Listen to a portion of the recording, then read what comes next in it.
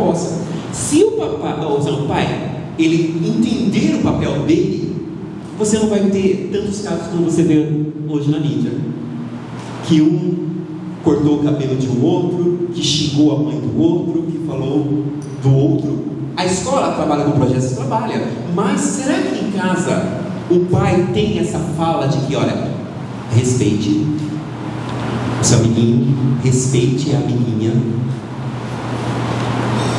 Porque quando eu trabalhava com a educação infantil, é muito claro, a criança reflete a família que tem. Ela reflete a família que tem. Nós ensinamos muito pelo exemplo, né, Chico? Então a criança, eu lembro quando eu estava, tinha uns bebezinhos, tinha uma criança que ele mordia. Mas sabe aquela mordida de deixar a marca? Ele mordia. Até que nós chamamos para saber o que entendeu o universo. E ele era bem fofinho. É que a mãe, o pai faz o quê? Mordia, fofinho, tal. Então, ele não estava mordendo o amiguinho com o sentido, eu vou morder você. Não, é uma demonstração de carinho. Porque a mordida que ele recebia da família era uma demonstração de carinho. Muito bom. Vivi, você vê que acho que representando você como mãe, mas várias outras mães, né? Conta pra gente um pouquinho da sua experiência materna nessa questão da educação dos seus filhos, né? Eu já ouvi um pouco aí um testemunho seu que permeia essa questão de o que eu posso ajudar meu filho, até onde que é da escola, até onde que é meu. Conta um pouquinho pra gente. Boa tarde, tudo bem? Bom, vamos lá. Primeiro, eu tenho 2 filhos, então precisa deixar muito claro que eles são diferentes e a gente precisa ter isso bem estabelecido para a gente não cobrar o filho para que ele seja a cópia do outro, porque não é, né? Lá em casa é uma cópia da mãe e uma cópia do pai, mas eles são extremamente opostos. Então eu vim de 2 realidades diferentes. Maria Fernanda, minha primeira filha, ela foi muito bem trabalhada, desenvolvida. Eu punha bebê mais para ela assistir, então cores, formas. E quando ela chegou na escola, na escolinha, eu era chamada nas reuniões para poder, olha, Maria Fernanda, ela tem uma liderança nata, ela faz as coisas rápidas e ela quer ir para o intervalo, aí ela influencia os amiguinhos, você pinta de azul, você pinta de amarelo, para a gente ir rápido. Quando eu tive o Tiago, ele já não era assim, ele era mais tranquilo. Bom, primeiro pensei, menino, né? Menino é mais preguiçoso, até entender que na verdade não tinha nada a ver com isso. E ela não me deixava estimular ele, porque eu estimulava e ela respondia. Quem mordeu o Tiago? Ela, o João. Então ela respondia. E aí quando ele foi para a escola, que é onde entra, né, toda a minha trajetória de busca, de saber entender meu filho, a dinâmica, porque a Maria Fernanda, ela tinha autonomia, então eu não precisava ajudar com a lição, datas, com nada disso. Aí veio o Tiago para me tirar da zona de conforto total. E aí, vamos lá, 3º ano na minha casa, vou ser muito sincera com vocês, né? Que é um bate-papo. Era um caos na hora da lição de casa.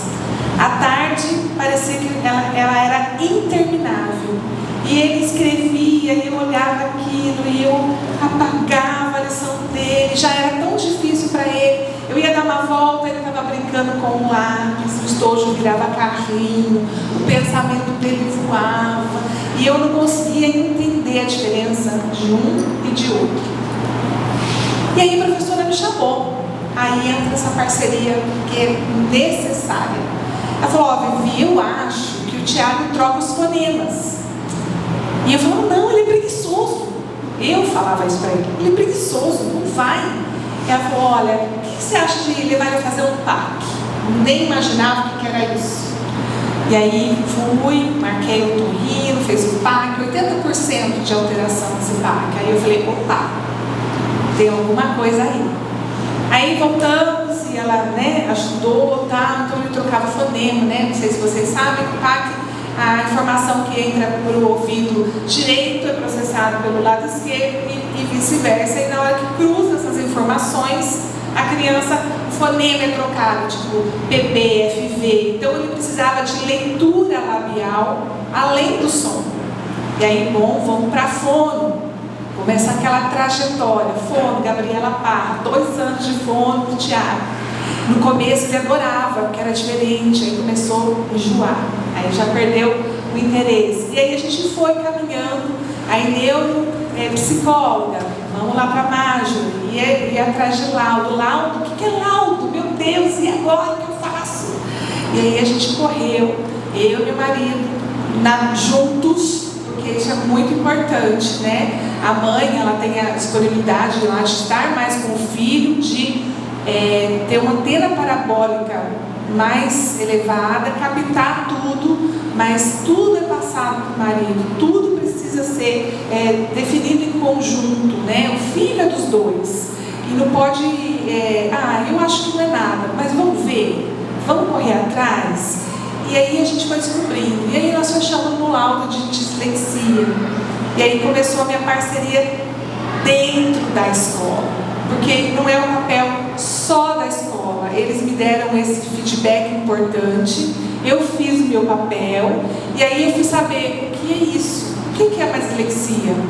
E aí, conversando com a professora Fernanda, que é a GAP lá do Jaime Gratz, e ela falou: Vivi, eu vou te dar um filme para você assistir, como Estrelas da Terra. Alguém já assistiu esse filme? Gente, ele desenhou meu filho, assim, aquele filme, né? Eu chorava, e o arrependimento no meu coração das coisas que eu fazia com o Tiago.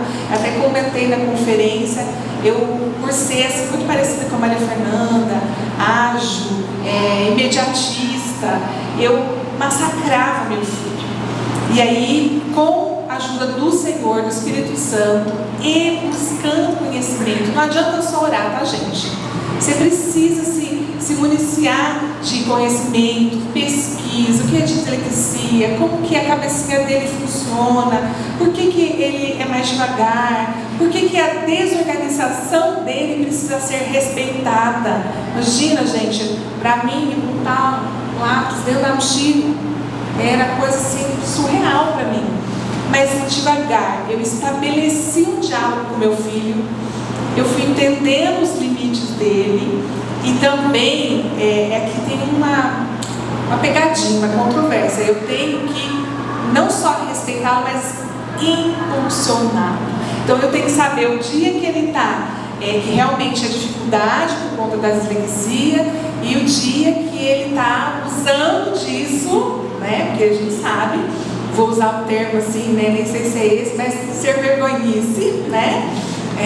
Para aproveitar. Então a gente estabeleceu, e eu aprendi com a Fernanda, quando ela virou, né, falou: Vivi, não precisa ser pesado, pode ser leve, ele tem esse diagnóstico, não tem cura, a dislexia, tem vários níveis, né, mas ele é inteligentíssimo. Ela começou a citar exemplos de grandes homens, né, Apple, da Samsung, que são os bambambam, né, do universo do dinheiro também, que são dislexos, só que eles só pensam diferente, né? Eles não conseguem ver aquilo, a mesma coisa todo dia. Eles gostam do que é diferente. Se tiver que voltar naquilo que não interessa mais para eles, não vai. E aí, então, assim, começou a ser leve. E aí eu aprendi que não era minha obrigação corrigir a lição do Tiago. Eu não tinha que apagar a lição do Tiago. Quem tinha que fazer isso era a escola, né? Então eu queria que a lição dele fosse perfeita, e ele não era perfeito. Quem tem que corrigir, até para saber se ele está aprendendo ou não, é a escola. Mas eu falei na conferência que eu era uma mãe cruel. Meu marido está aqui me ouvindo falar. Coitado, ele sofreu também junto comigo. E eu acordava o Tiago 3 horas da manhã. Quando o Classroom tocava lá, lição não entregue. Isso é constante até hoje, tá? Lição não entregue. Eu acordava, eu tirava o Tiago 3 horas da manhã. Ele assustava assim, né? Acho que a alma dele nem tinha voltado pro corpo ainda. E eu gritando com ele, até que um dia ele falou: mamãe, isso foi muito importante. Então, o que eu posso posso dar de conselho para vocês? A escuta efetiva vai ajudar muito. Ele falou: mamãe, por favor, calma, fala uma coisa de cada vez. Eu não consigo, entendeu? Se você me mandar jogar um lixo, pegar um copo, eu não, mas fala uma coisa de cada vez, espera eu fazer, depois você pede outra. Então, hoje até isso, eu continuo sendo a agenda dele, né? Continuo, isso aí não mudou, mas é de uma forma, ele tenta dar autonomia conforme ele vai amadurecendo, e eu também vou, né? Preciso disso também, porque senão a gente fica escravo. E aí eu falo: filho, chegou o Classroom, já fez lição? Aí ele fala: já vou fazer. Se ele passar, gente, juro para você, meu marido não deixa mentir, se ele passar na cozinha para pegar um copo de água, ele já deletou a frase, a lição.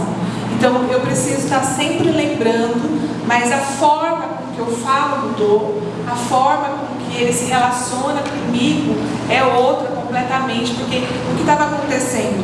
Estava abrindo um abismo.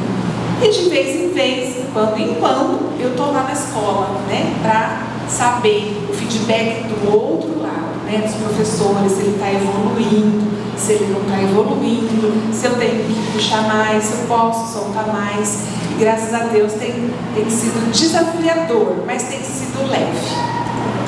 Eu penso que você está me dizendo aqui, em outras palavras também, que essa parceria, ela é muito, a gente precisa ter uma sensibilidade para olhar para o nosso filho, né? Tem o que é da escola, tem o que é nosso, mas o Chiquinho falou, né? Tem essa criança ali, né? Como que ela é? Hoje, por exemplo, eu vivo um dilema lá. Os filhos estudam numa escola que eu adoro, uma escola super boa aqui em Campinas, mas eu tenho dúvidas se a escola que o mais novo tá é boa para ele. Não diz respeito à escola, diz respeito ao jeitinho dele e o que a escola propõe, né? Mariana, fala pra gente aí, né? A sua experiência materna, mas também profissional, né? Dessa parceria, como que você vê sobre isso? Boa tarde. É interessante porque a minha materna, né? Minha experiência materna, sou casada com o Paulo e nós fomos ter filhos 5 anos depois de casados. E a primeira gestação foi até o 6º mês, né? Chegou o 6º mês, o bebê teve um probleminha e faleceu. Então foi uma tormenta muito grande, mas 4 meses depois eu já me encontrava grávida. Então vocês imaginem, né, aquela tentativa, né, de proteção e de fazer com que desse tudo certo. Pois bem, a Isadora nasceu com 8 meses, precisei tomar medicação durante toda a gestação. Ela nasceu de 8 meses, ficou 21 dias na UTI. E quando ela teve alta, eu fui para casa e eu fiquei com ela 3 meses sem poder sair de casa. E depois de passados esses 3 meses, né, a pediatra liberou para a gente sair em alguns lugares, mas eu continuava protegendo a minha filha. Então, para eu levá-la para a escola foi algo muito difícil. Eu queria encontrar a escola. E que a escola fosse pequena. E que a escola desse atenção aos detalhes de que ela precisava. Quase uma mãe. Você não queria uma escola, você queria uma segunda mãe. Exatamente. Exatamente. Quem nunca, né, gente? Era bem isso. E olha, não faltaram tentativas de querer uma pessoa que ficasse somente com ela em casa. Tudo bem, não deu certo. Levei-a para uma escola e num curto prazo de tempo ela passou por 3 escolas. Tamanha insegurança da mãe. Tamanha insegurança da mãe. Você não confiava na parceria? Eu não confiava na parceria. E até nós moramos em Sumaré. Há 17 anos atrás tinham menos escolas do que hoje. Meu marido até falou: olha, presta atenção, porque Sumaré não tem tantas escolas assim, você vai precisar ir para outro município. Então não dá. Ele falou: opa, vamos parar, né? Dá uma chance para a escola. Dá uma chance para a escola. Leva a sua reclamação até a escola. Vê como que eles podem te atender da melhor forma. Hoje eu consigo conseguiu ter essa clareza, mas logo no começo não, foi muito difícil e muita proteção, tanto que quando ela estava com 4 anos de idade, ela foi para um acampamento, ficou o carnaval todo fora, e eu fui visitar ela, né, pertinho. Vai que ela estava precisando da mãe. Gente, ela fugia de mim, ela fugia de tamanha proteção, de tanta super proteção, né? Proteção é necessário, agora super proteção, né? Sufocamento não é saudável para ninguém. Então, enquanto mãe, essa é a minha experiência, né? Mas aí na segunda você já estava mais evoluída, mais madura. Sim. Tá. Na segunda sim, já estava mais ou menos. Já estava melhor. Só troquei uma vez, gente, só uma vez, né? E até por valores, né? Que a escola, diferença de valores, foi trocada a gestão da escola, e enfim. Mas agora na segunda sim, uma outra fase. E enquanto profissional, eu falo para vocês que a gente precisa conhecer a história dessa criança. A gente necessita saber quem é essa criança. Essa criança ela não pode ser simplesmente um nome na lista piloto. Porque a gente sabe que quando a gente acolhe uma criança, a gente está acolhendo uma família que tem histórias. Né? Então, de repente, uma família que tem essa insegurança que eu tinha da minha primeira filha, né? De repente, uma família, não sei, no lar, né, que desajustado, alguém doente naquela família.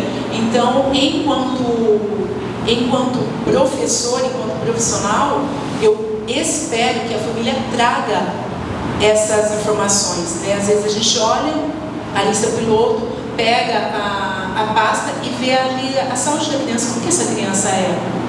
Totalmente saudável. Quando a criança chega na sua sala, você fala, opa, parece para a mesma criança. Parece que tem alguma coisa diferente. Até que você chama os pais para vir conversar. Eu tenho uma mãe que eu chamei recentemente, eu pedi para ela vir conversar, mandei o bilhete na quarta, perguntei quinta ou sexta? Não, sexta ou segunda? Ela falou, melhor segunda. Eu falei, nossa, se fosse eu queria o mesmo dia. Ela não veio até hoje. Não veio. Então aí, o que eu vejo na criança, eu já posso levantar algumas possibilidades, alguns índices que mostram que não tem quem cobre dele alguma coisa, não tem essa participação, não tem essa parceria. É uma criança que foi colocada na escola e tem pais que falam, agora é seu, agora a responsabilidade é sua, mas não, porque tem um sujeito, e quem sofre é a criança, porque em casa, por vezes, ela pode tudo, e na escola não pode nada, mas tem horário para tudo. Então quem sofre é a criança. Então a gente necessita dessa parceria em favor dos nossos filhos. Muito legal isso que você falou. Chiquinho, como que eu identifico, né, essa escola, ela está fazendo o papel dela, é uma boa escola, sem pensar ainda no filho, né? Sem pensar que como que eu faço isso? É possível? Ou eu preciso ir lá e sentir na pele, ver se é uma boa escola, se ela desenvolve o papel dela? Agora eu me sinto livre, né? De poder falar, porque eu não estou em nenhuma escola mais. Antes eu tinha que tomar cuidado de falar sobre isso. Mas assim, não existe escola perfeita. Primeiro porque nós temos famílias, e cada família com as suas necessidades. E a escola, ela procura cumprir um papel que é difícil. Ela tem que dar conta do conteúdo, no caso das crianças que nós atendemos aqui, né? O período da alfabetização até a 3ª série. Da criança ser alfabetizada até o 3º ano, ela tem que dar conta, desenvolver projetos, atividades, enfim. Não é fácil, sabemos disso. No caso da escola pública, uma sala 35, 40 alunos. E você tem a necessidade do pai. O que eu sempre falo e aconselho é o seguinte: o que você espera? O que você quer? O que você sonha com respeito a uma escola? Tem pais que falam: eu quero que meu filho, minha filha entre na melhor universidade, eu quero que ele seja preparado, que ela seja preparada para tal. Ok. Existe escola assim? Tem. Eu quero uma escola que me atenda manhã e tarde, ou seja, período integral, que seja uma escola bilíngue, que trabalhe com outros idiomas. Mas tem escola assim? Tem. Eu quero uma escola mais zen. Eu quero uma escola que tenha muita natureza, que a criança brinque com projetos, com terra, né? Que a criança faça as atividades dentro da escola, que não leve nada para casa. Tem escola assim? Tem. Assim como tem escola para todos os bolsos. E é interessante quando você pergunta, né? Em São Paulo, eu trabalhava numa rede, e essa rede tem uma escola onde a mensalidade é de R$12 mil por mês. Quando eles anunciaram que iria inaugurar a escola, havia uma lista de espera. Vocês têm noção disso? Então, existe escola para todos os bolsos. Mas a questão principal é o que o pai, o que a mãe deseja de uma escola. Sabe por quê? No final das contas, lá na frente do ensino médio, quando ela tiver no ensino médio, né? No caso, eu estou vivendo isso. A Rafaela tem 2 filhas, uma formada, e a Rafaela em abril agora tem 17 anos. Vai prestar vestibular esse ano. E o interessante é, o que eu espero dela? É claro que você espera que ela entre na faculdade, é óbvio, mas eu não vou cobrar, mas a gente espera isso. Mas ao mesmo tempo, eu percebo que ela ainda não está madura o suficiente. Percebe? Então eu vou encontrar talvez uma escola que vai trabalhar muito essa questão de preparo para vestibular. Ela fez a redação agora, no simulado Enem, ela tirou 900 pontos na redação, no simulado. Então ela é boa pra caramba nessa parte escrita. Aí eu penso, e as outras áreas? Eu sei que se minha filha entrar numa faculdade na Bahia, em Minas, ela não tem a mínima condições de morar sozinha, porque ela não come nada. Você não tem noção do que é para fazer essa menina comer. Do básico. Então quando a gente pensa, você conhece, como vocês falaram muito bem, né? Quando você procura uma escola e muda, não é um erro, né? Porque você conhece muito bem os seus filhos.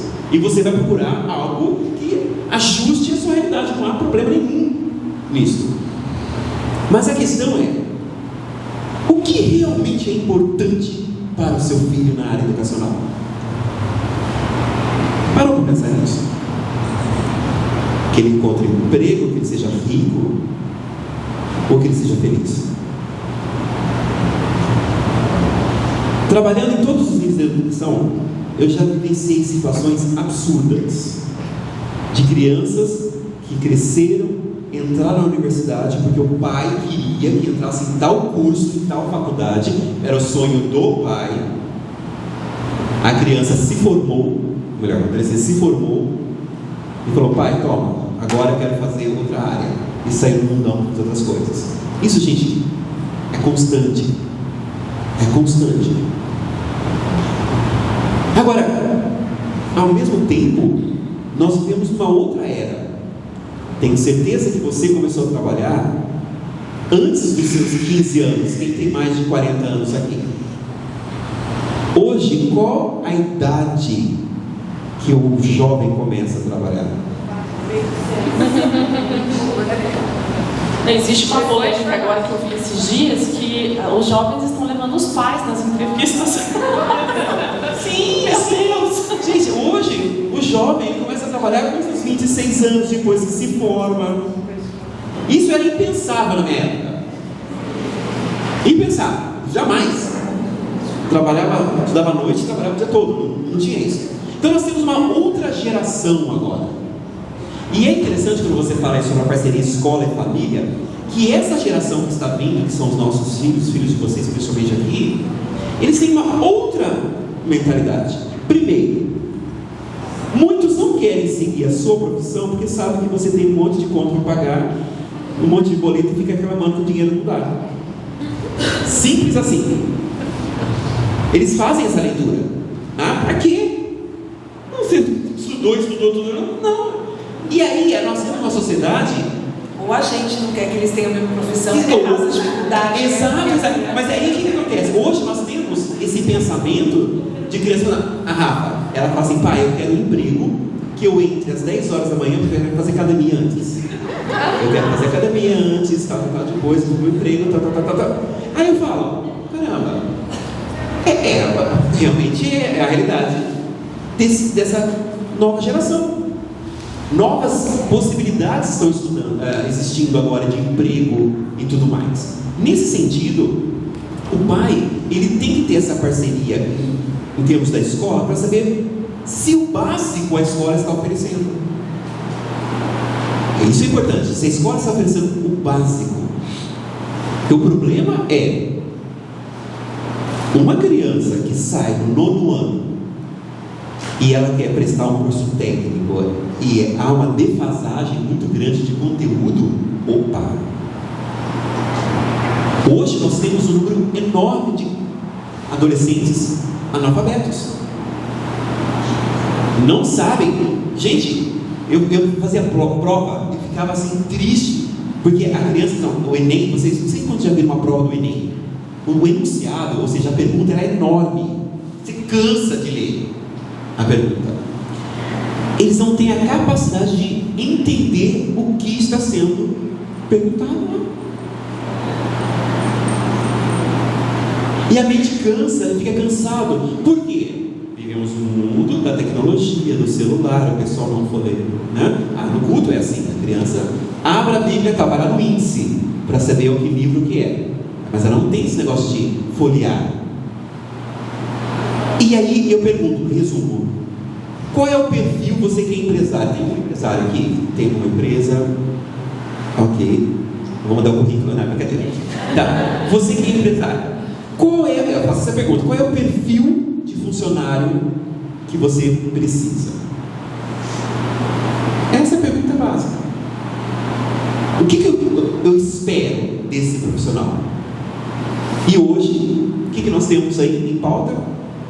Uma pessoa que saiba se comunicar, uma pessoa que saiba se expressar, que seja criativa, que saiba lidar com as pessoas através de respeito, de ética, entendeu?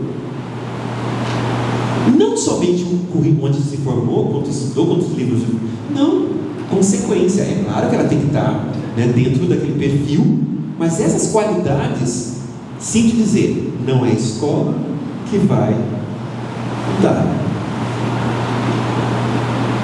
Aonde está essa educação então? A escola vai sim propiciar momentos para ela desenvolver essa habilidade, falar em público, conversar, respeitar, tal. Mas parte de casa. Primeiro, você ouvir o seu filho, ouvir a sua filha. Se a sua filha sabe que em casa tem um pai que a escuta, dificilmente ela vai ter medo de apresentar alguma coisa na escola.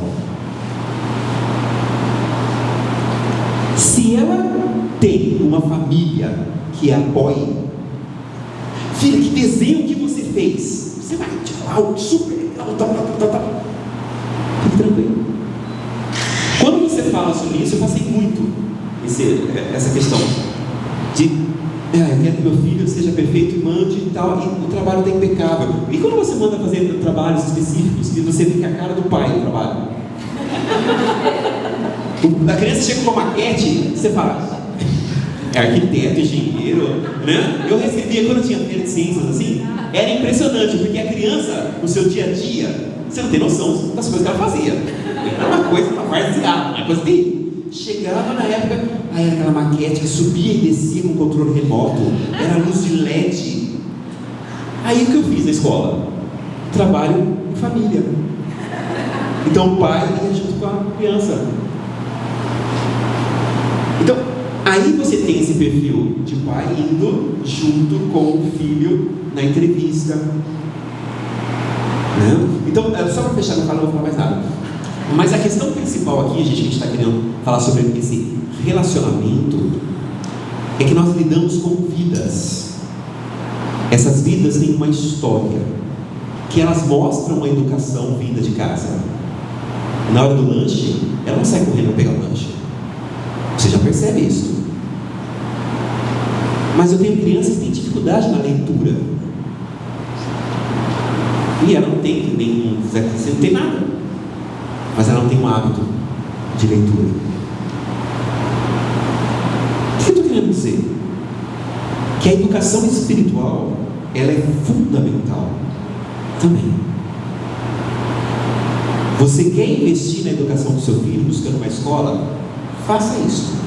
Mas invista na educação espiritual do seu filho. Essa será a maior diferença quando um empresário tiver diversos currículos na frente. Sabe por quê? Pressupõe que uma criança que é estimulada à leitura bíblica, a ver o próximo, a amar o outro, ela participe de projetos, que ela faça viagem missionária, que ela se exporte. E como empresário, na conversa, por que você acha que eu devo te contratar a nossa empresa? O que você já fez para mudar o mundo? Bem, eu fiz uma viagem em Piauí e lá nós levamos tal, fiz uma campanha, pronto, já era empregador. Não é a escola para fazer isso. Então eu quero deixar essa mensagem para vocês, porque é muito triste chegar, eu particularmente, acho que uma criança de 17 anos, nesse período do ensino médio para a faculdade, o que eu penso hoje, eu não queria que a minha filha prestasse vestibular. E eu mandaria ficar uns 6 meses fora. Amazonas, Manaus, África. Tem uma experiência dessa. Eu tenho certeza que ela voltaria transformada e consciente do que ela quer fazer. Ela vai sair dessa pressão de cobrança, principalmente da escola, para aumentar o ranking. Porque hoje a escola é assim, no final do ano, né? Primeiro lugar que você ganha, tal. Mas ela iria escolher algo. Então, hoje eu faria isso. Bancaria 6 meses, sei lá, num projeto específico, seja aqui no Brasil ou fora, para que ela pudesse ter maturidade e escolher a profissão que ela quer. Porque não existe profissão que você escolhe como o principal objetivo dinheiro. Não pense se você pegar um diploma como médico, seu filho como médico, ele vai ficar rico. O médico hoje, assim que ele sai da universidade, ele tem a residência e tudo mais, há um investimento absurdo. E aí ele começa com um plano de saúde, para ter nome. Tem algum médico aqui? Tem. Cadê? Exemplo. Sabe quanto um médico de uma área específica, pediatra, ele está no Unimed, quanto que custa uma consulta particular de Unimed hoje em dia, mais ou menos, um médico? 500, um médico de 500 reais. Sabe quanto um plano de saúde paga para um pediatra uma consulta? 60 reais. O médico vai ser rico? Nem se ele trabalhar 300 horas por dia. Percebe? Que é trabalho. É o trabalho que tem. É o trabalho que vai fazer com que ele conquiste as coisas. E será que essa geração entende isso? Que ela tem que trabalhar? Acho que respondendo um pouco o que você passou para elas, né, pessoal, essa escolha da escola eu acho importante também, porque eu penso que a escola ela tem que ser a continuidade da nossa casa. Então, não podemos ensinar algo em casa e chegar na escola é oposto. Então, vai ter um confronto de cultura, valores, pensamentos, né? E eu posso dizer, porque assim, nem sempre os meus filhos estiveram dentro do Ginásio Kratz. Teve um período que eles foram para o ângulo, nesse pensamento, eu quero uma escola que viabiliza o vestibular, que pense e tal, né? Como os pais querem boas formações acadêmicas para os filhos. Só que chegou lá, um choque de realidade era muito grande. Então, o que a gente ensinava em casa os amigos viviam o oposto. Oposto. É assim, aberração, é gigante, dá até medo. E aí nós paramos, pensamos que não é isso que a gente quer, né? Então eu estou bem com uma filha de 17 anos, também nessa fase, e ela é diferente, ela quer passar no campo. Calma, filha, mas se você não passar, mãe, não tem pressão para mim, ela fala. Eu preciso passar. Eu falei, filha, não é assim, né? Então, o pensamento. Já o Tiago, ano passado, se formou no ano, e eu queria que ele fizesse técnico, porque ele é homem, né? Então vamos para o técnico, o pai fez técnico, vamos atrás dos técnicos. E visita uma escola, visita outra, eu percebia que ele suava frio, né? Que ele falava assim, como assim eu vou sair da minha bolha do Jaime Kratz?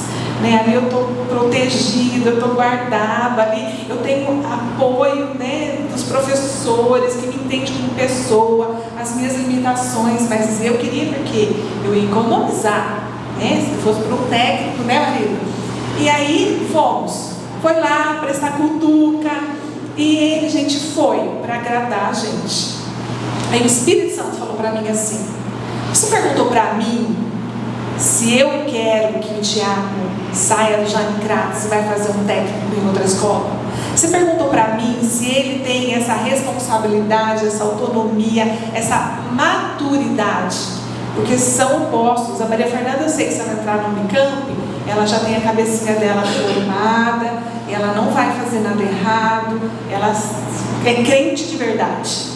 O Tiago, ele já é mais imaturo. Então, eu não posso, como mãe, dizer o contrário, fechar os olhos para isso.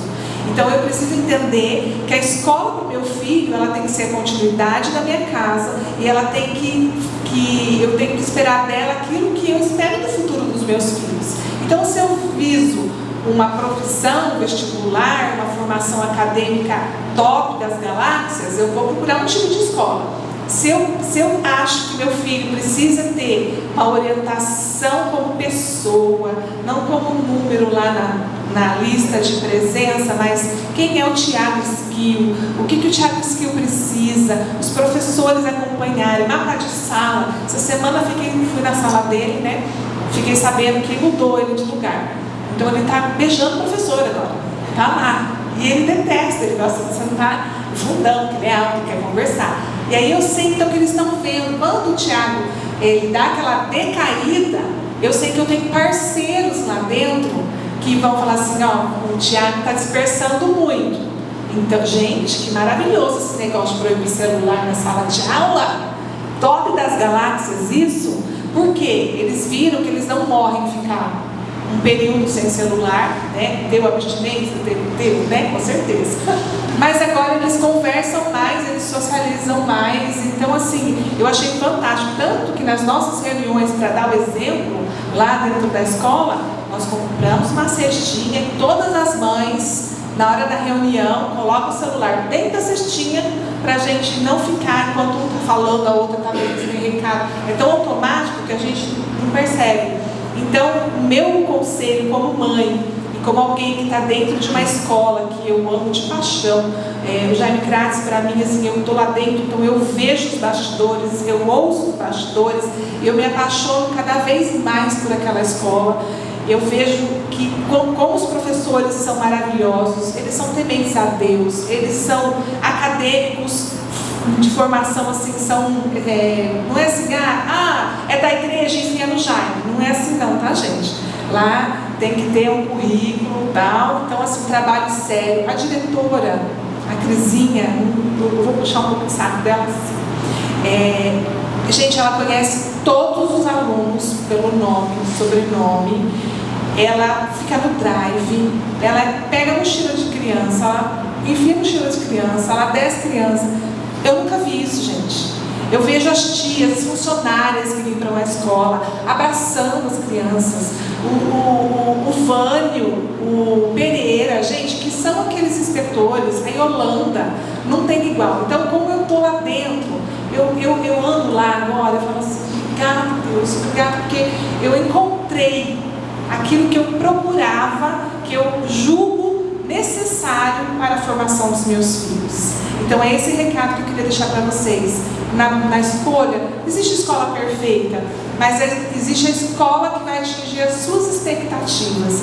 E precisa sim de uma parceria, ter contato com o professor, ter contato com a diretora, com a coordenação, ouvir os dois lados, porque a gente já foi adolescente, né? A gente sabe que os nossos filhos de vez em quando dão uma dramatizada nas coisas. E ensinar os nossos filhos a respeitar a autoridade dentro da escola, principalmente os professores. Eu faço isso sempre com os meus filhos. Pessoal, a gente já está indo para o final. Vai ter perguntas aqui. Eu só queria que a Mariana falasse aí, né, um pouquinho para finalizar. Sim. Achei interessante essa fala do Chiquinho, da Vivi, né, pensando na formação acadêmica, nas filhas, né, nos filhos aí com 17 anos, nessa nova fase. E eu recordo um pouco a fase da educação infantil, porque às vezes a gente vai cobrar dos nossos filhos adolescentes coisas que nós não trabalhamos quando eles eram crianças. Então, de repente, uma birra sem motivo, alguns exageros que a criança faz, e a gente por vezes tenta silenciar ou menosprezar aquilo que a criança está fazendo. Às vezes com o celular, o que você quer? Você quer um brinquedo? Gente, é muito comum. Olha, entra na sala que depois eu vou trazer uma surpresa para você. Depois eu vou te recompensar. E a criança, ela aprende isso. Então, a gente precisa se preocupar sim com o currículo. A gente precisa se preocupar se a escola está entregando aquilo que ela disse que ela ia entregar. Mas a gente também tem que se preocupar com as emoções dos nossos filhos e com aquilo que a gente está forjando ali sem perceber, que parece muito inocente. Não é nada não. Mas a criança, ela vai se acostumando, ela vai se deixando ser comprada. E depois ela começa a comprar, ela começa a exigir isso de nós, ela começa a exigir isso dos pais. Então a gente precisa ter esse cuidado, para que quando os nossos filhos estiverem adolescentes, adultos, eles sejam capacitados para participar e ir bem no vestibular, mas também que eles tenham uma competência emocional, para que eles também consigam lidar com as suas emoções, porque hoje em dia a gente vê assim, é muito assustador o número de crianças depressivas, adolescentes depressivos, suicídio. A gente precisa assim, estar muito atento em relação a isso. Sexta agora, era algo que a gente estava discutindo e conversando entre os adultos de uma escola. Então, assim, é algo muito alarmante que a gente tem que estar atento, não só com o currículo, mas principalmente com o estado das emoções dos nossos filhos, com os sentimentos deles, que é essa questão de ouvir. Precisamos da ajuda de vocês em oração. Não é fácil. Não é fácil. Eu sou professor da escola dominical e o que eu mais falo para os alunos é: não tenha vergonha de Deus, de Jesus que você segue. Não tenha vergonha. Sabemos que a escola é laica, né? Mas nada impede que a criança fale no intervalo, na escolha de uma música. Se pode escolher um funk, por que eu não posso escolher uma música gospel? Hello? Né? Então, a nossa motivação é essa. Mas por que? Se pode, então por que eu não posso fazer tal coisa? E naturalmente as coisas vão se alinhando. E nada como oração, porque mesmo numa escola laica, você com certeza deve ter vários professores cristãos. Pessoas que eu já tive experiências mesmo de professor não cristão buscar um aluno e pedir oração, porque sabia que o aluno era cristão. Percebe? É fantástico isso. Que isso aconteça. Que os nossos filhos aqui representados possam fazer diferença no local onde eles estiverem, na escola, ó Pai, nos cursos que eles fazem, na escolinha de futebol, de dança, de música. Que a luz do Senhor seja sobre eles e que o Senhor nos dê sabedoria para como educá-los num momento tão difícil que a sociedade tem se levantado com bandeiras diversas, ó Pai, mas que nós possamos motivar e ensinar os nossos filhos a ter a palavra de Deus, a sua palavra, como principal guia, Senhor, a principal bússola para orientar-nos nesse caminho que o Senhor tem direcionado.